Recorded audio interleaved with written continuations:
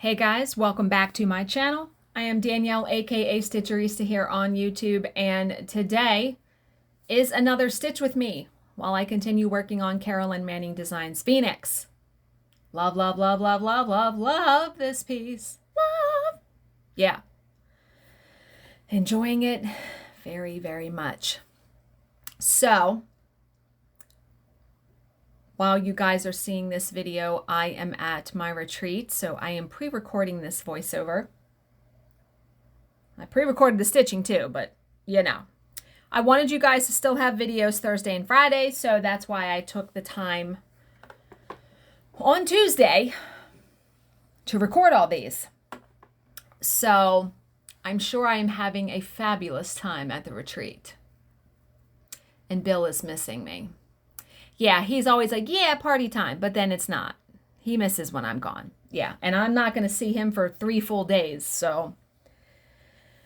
Okay, so today's story, we're just going to get right into it today. Today's story is another unexplained mystery. We have a love-hate relationship with these, don't we? Because I usually really like the stories, but I hate the fact that they're unsolved. Makes you put your thinking cap on though, right? So, today's story is called Poison Pen.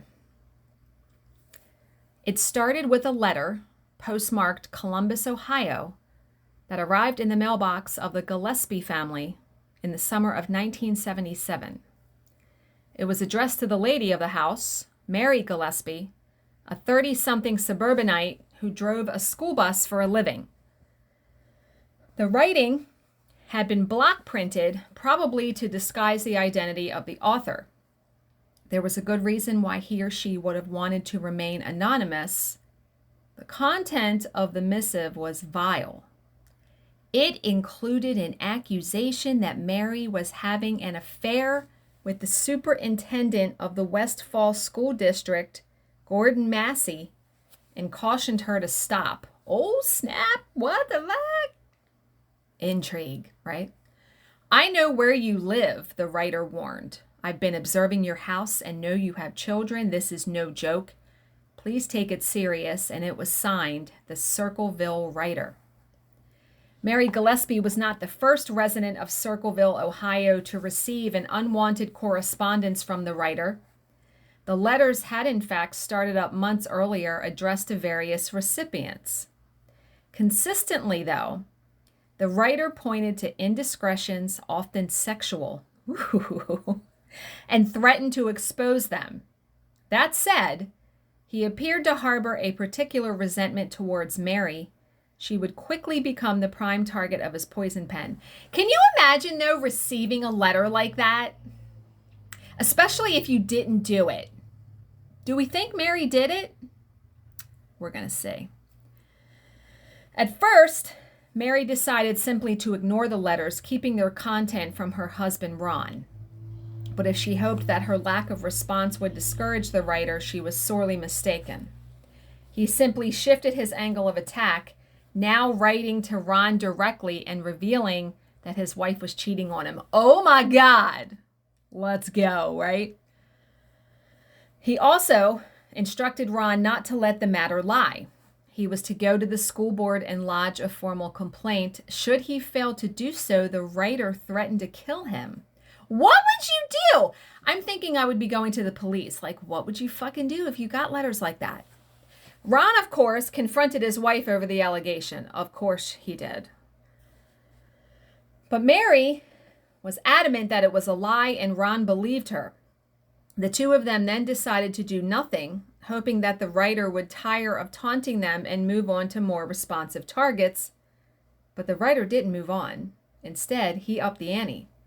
In his next letter, he threatened to go public. Now, the story is saying he, I think just to put a pronoun to it. We don't know if it's a he or a she, right? So in the next letter, he threatened to go public unless Mary ended the affair and unless Ron took it up with the school board. The writer would take to the airwaves on CB radio. He would also put up billboards all over town denouncing Mary as an adulteress. Oh my God! Can you imagine? And billboards aren't cheap. Oh my God. Oh my good God. It was at this point that Mary and Ron decided to confide their predicament to a third party. Ron's sister Karen was married to a man named Paul Fresher, an employee at the local Anheuser-Busch plant. In his previous career, though, Paul had been a guard at the Ohio State Penitentiary. He had experience dealing with the dregs of society and might know what to do in this situation. In fact, Paul did know. After Mary revealed that she suspected David Longberry, a fellow driver whose sexual overtures she had once rejected, dun dun dun, suspect, Paul recommended that they confront him head on. The former prison guard then composed his own letter to Longberry, one with a clear and unambiguous message: cease and desist or face the consequences. And for a while, the threat seemed to work. The letter stopped and things returned to a version of normal. But then the writer was back with a vengeance, and sinking to a new low. Now signs began appearing at strategic roadside spots. These accused Gordon Massey of sleeping with the Gillespie's 12-year-old daughter, Tracy. What? So Gordon was the guy that this writer said Mary was sleeping with, right? Jesus. Now he's going to, oh my God. From that point on, a new routine was initiated in the Gillespie household. Ron started getting up early to drive around town in the pre-dawn hours, taking down the signs before Tracy could see them. What the fuck? One can only imagine how this must have frayed at Ron's nerves to have his preteen daughter's honor besmirched in this way. I can't even imagine. I'm telling you, I think Bill would be in jail. Really. Ron was teetering close to the edge, and it was only going to take one little nudge to send him over. That nudge arrived on August 19th, 1977. That was the day that the Circleville writer changed his mode of harassment from the written to the spoken word. Now remember, in 1977, no caller ID, none of that technology. I'm thinking you could put a tap on your phone, but besides that. So, with Mary out of town, Ron was home with the kids when the phone jangled into life. Ron picked it up and listened without speaking, his face darkening with anger. Then he slammed the phone down and told his children that he was going out. Moments later, he was rushing from the house, a pistol tucked into his waistband. He raced away in his pickup truck, and it was the last time that anyone saw him alive. What? Later that evening, Ron's truck was found wrapped around a tree, Ron dead in the driver's seat, apparently killed on impact. An autopsy would determine that his blood alcohol level was 0.16, 4 times the legal limit. I think the legal limit now, though, is 0.08. Am I wrong about that? So at that time, the blood alcohol level was only 0.04 then. This led to an official finding that Ron had wrecked his vehicle while driving under the influence, something that was vigorously disputed by Ron's family. Aside from the occasional beer at a barbecue or while watching football on TV, Ron had not really been a drinker. His children also swore that he had been stone cold sober when he left the house. So what did he do in between? That's going to be the question, right?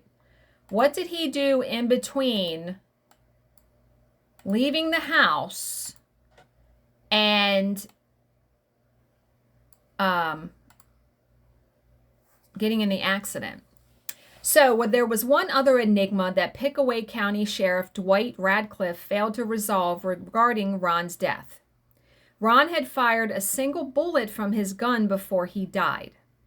The police had failed to recover a shell casing from his vehicle or from the immediate vicinity. So where was it? Where was the bullet?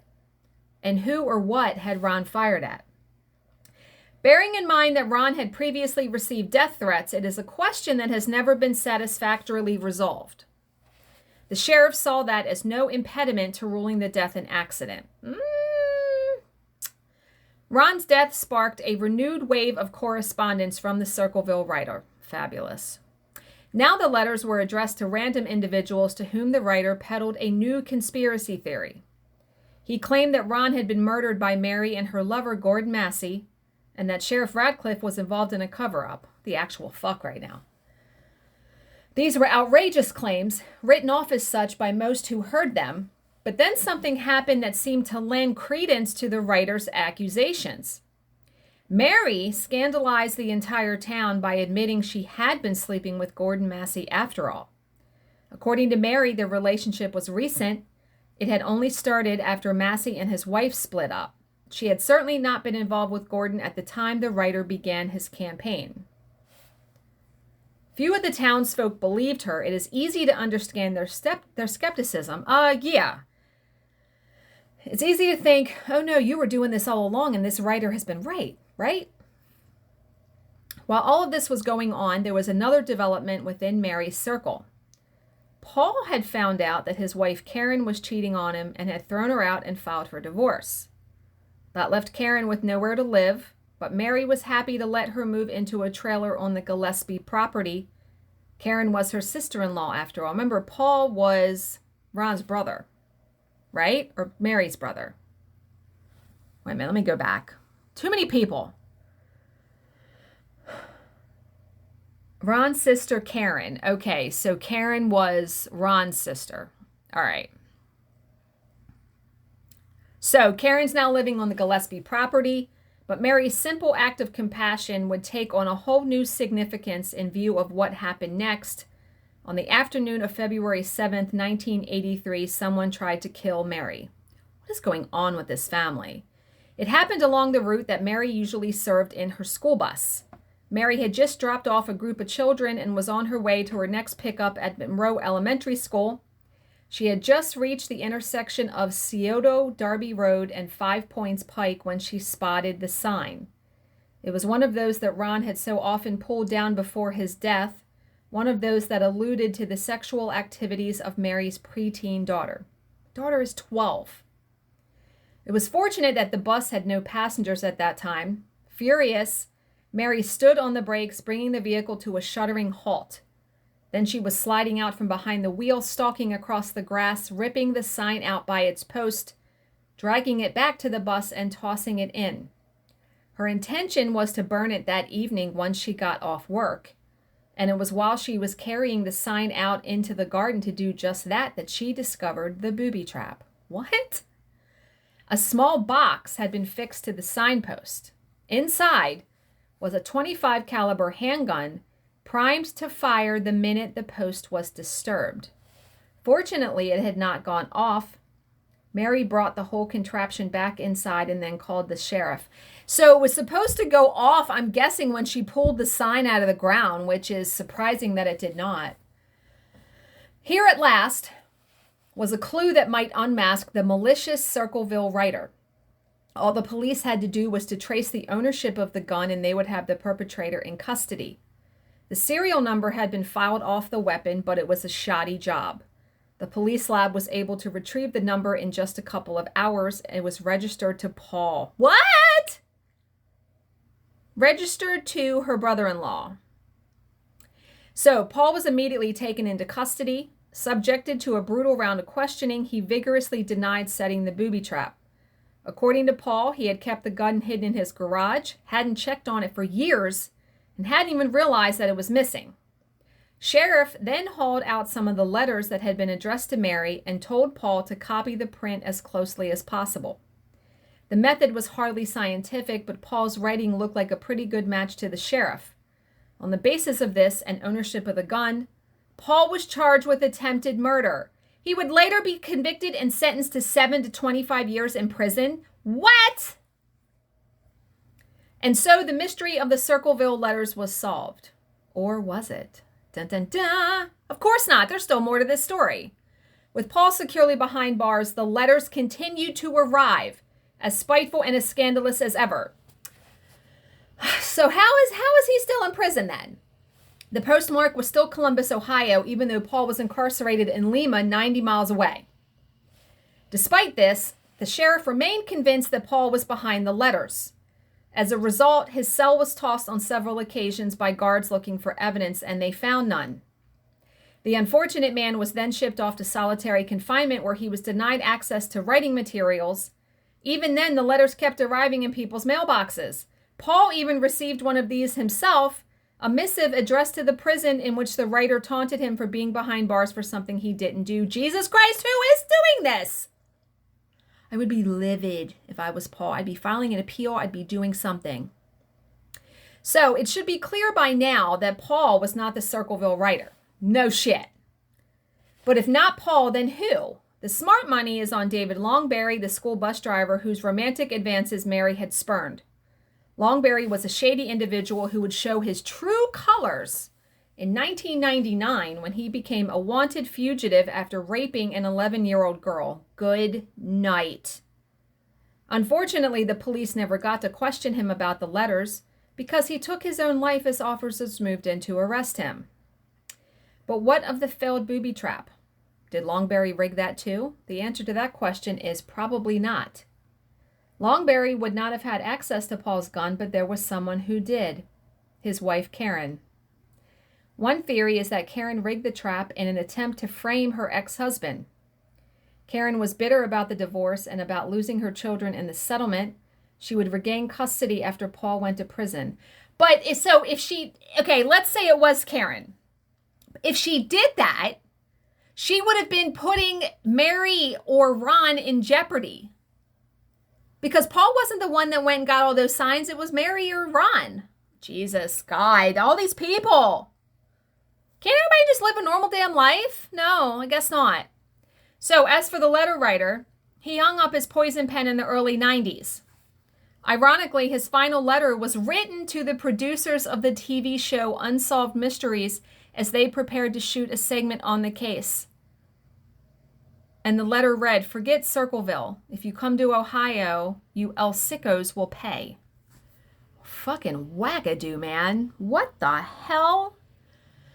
That was such a crazy and nutty story. And they never really know who did it. It wasn't Paul. Ron's dead. I think it was the guy that she, spurred his sexual advances because, when you reject people, rejection and love and all that stuff can send people off the fucking deep end. Yeah. Okay. So that was a cockamamie cuckoo story. All of this stuff has been on Unsolved Mysteries. Have you guys seen this? I've never heard of these stories. All right. Today's affirmation